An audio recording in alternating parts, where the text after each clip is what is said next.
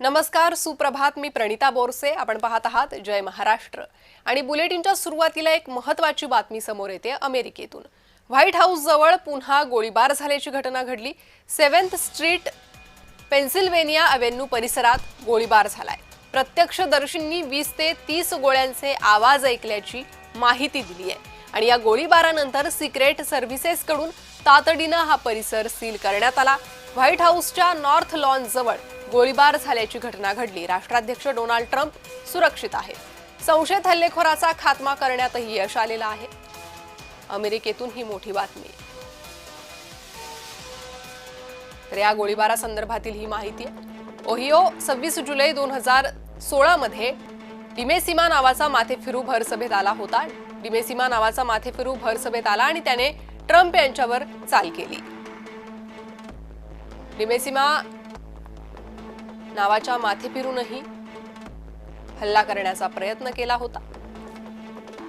त्यामुळे वारंवार या हल्ल्यामागे ट्रम्प हे निशाण्यावर आहे का असा प्रश्न उपस्थित करण्यात येतोय. ट्रम्प यांच्या हत्येचा प्रयत्न फसला. पोलिसांनी बंदूक हिसकावली. हल्लेखोराचा गोळीबाराचा इरादा पोलिसांनी हाणून पाडला. तर 24 मे 2026 मध्ये ट्रम्प यांच्या भाषणादरम्यान एक जण बंदूक घेऊन आला होता. फोर्कलिफ्ट ट्रक ट्रम्प यांच्या ताफ्यात घुसण्याचा त्यानं प्रयत्न केला. तो अयशस्वी ठरला. काही पार्सल व्हाईट हाऊसमध्ये पाठवली गेली. त्या पार्सलमध्ये विषारी रसायनांची पाकिटं आढळली.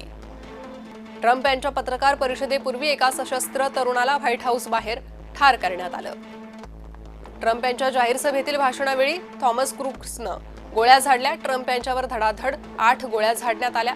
एक गोळी ट्रम्प यांच्या कानाला चाटून गेली. ट्रम्प थोडक्यात बचावले, मात्र त्यांच्या कानाला जखम झाली. ट्रम्प गोल्फ खेळत असताना हल्ल्याचा कट रचण्यात आला होता. मात्र सुरक्षा जवानांनी गोळीबार करणाऱ्या हल्लेखोराला पळवून लावलं.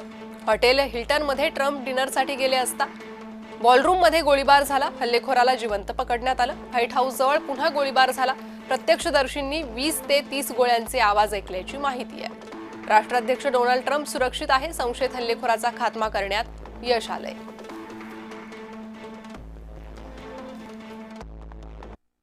एकाच महिन्याच्या अंतरामध्ये व्हाईट हाऊस करस्पॉन्डन्स डिनरमध्ये गोळीबार होणं, 4 मेला व्हाईट हाऊस मॉन्युमेंटच्या तिथे त्या ठिकाणी गोळीबार होणं आणि आता व्हाईट हाऊसच्या बाहेरच्या पेरिमीटर चेक पॉइंटच्या तिथे गोळीबार करण्याचा प्रयत्न करणं आणि त्याच्यानंतर सिक्रेट सर्व्हिस एजंट्सनी अत्यंत शिताफीनं कारवाई करून त्या हल्लेखोराला जायबंद करणं, यावरून स्पष्टपणे दिसून येतं की डोनाल्ड ट्रम्प आणि त्यांच्या प्रशासनातल्या महत्वाच्या अधिकाऱ्यांविरुद्ध थ्रेट असेसमेंटच्या अनुसार आता वेळोवेळी अशा प्रकारचे हल्ले भविष्यामध्ये सुद्धा वाढत जाण्याची शक्यता आज घडीला नाकारता